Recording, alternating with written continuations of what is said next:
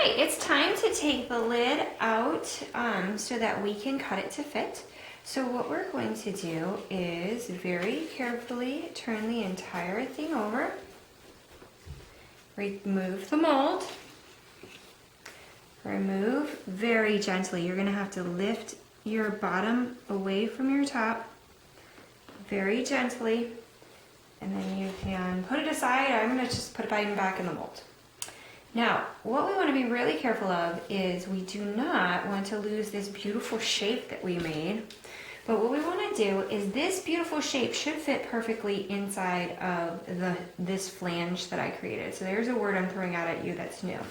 So a flange is a word that means that the lid is being held on somehow. And you can make a flange like this one, where it's like a shelf that the lid will sit on, which is what we're gonna do. Or you can make a flange on the lid itself so that it fits inside of the bowl so that it won't move around while it's sitting on top. I see the edge of where we pressed into the lid, and we are going to go a little bit outside of that so that we have some wiggle room in case we don't want to cut it too small, because then we have to start over. So I'm going to cut it a little bit outside. You can just use a cutting tool. This pointy tool is just what I had sitting next to me.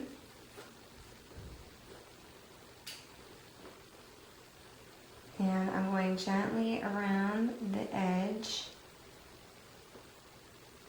I'm leaving about like half a centimeter from where it starts to curve. And again, I'm being really gentle. You can see that this clay is not completely leather hard. It's still a little bit flexible, which is why I want to be careful because I don't want to lose my beautiful curve.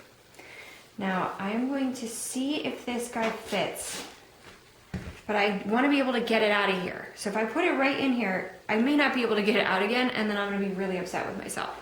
So I have a little trick for that, and that is called plastic wrap. So we put a little bit of plastic wrap in there. We can lift the lid out on the plastic wrap, and it will very easily come back out again in case, little handle, in case we don't, we need to get it back out. So I just press it into that little seam. I'm gonna lift it up really gently, and I'm gonna see if it fits. So it's a little bit big. I'm gonna take it off, and I'm going to cut it down a little bit, but I feel like since I'm cutting it down a little bit, maybe I need a cutting tool. Let me see what I have nearby that's a cutting tool. I had one. This is like, I don't know if you guys have the same problem. It doesn't matter what I'm doing. The second I need to find something, it's gone forever. It's missing. All right, here's a cutting tool. I found one. So this is where you have to be really careful because I really, really want this to fit, and I don't want to muck it up. So I'm going to cut just a little off. I'm going to make a mark where I started and go all the way around the circle, cutting a little bit off of the edge.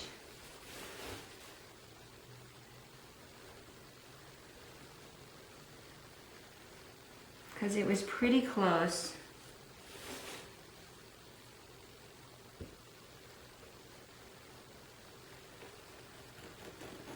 I feel like it's probably this edge because this edge looks really wide. So I'm going to take more off of this than I took off anywhere else. Okay. So let me see if this fits. Ooh, that is pretty close. So just eyeballing it, I see a little extra on this side.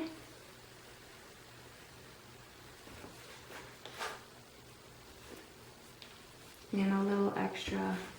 I'm terrible. I'm very dominant with my right hand, so I gotta be on my right side to really get a nice, smooth, even cut. Bam. All right, now let me try it. That's looking very, very good. It is very close to fitting. So, I'm gonna take my finger, get it wet, and I'm gonna compress the edge because we're going to clean it up anyways, and when I compress it, it will get a little bit smaller. And I'm hoping that that will make it fit.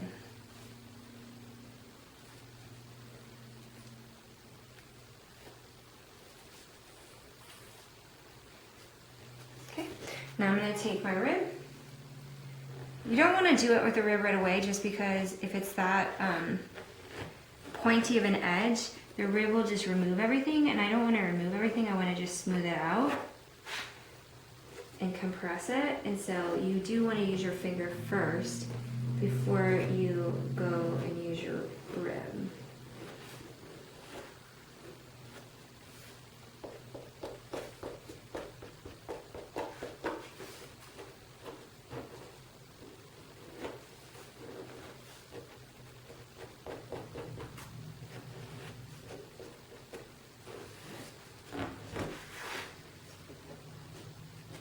Okay, let's see if it's gonna fit.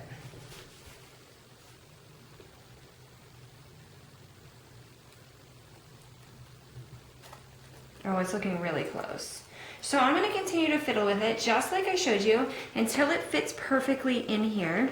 And then our next step would be to add a handle. So that's why I have these handles sitting here, and I don't wanna put them on here wet. So I'm letting them just set up and do their thing. So I'm gonna fiddle with this while you guys go and try yours. And then I'll show you how to put the handle on.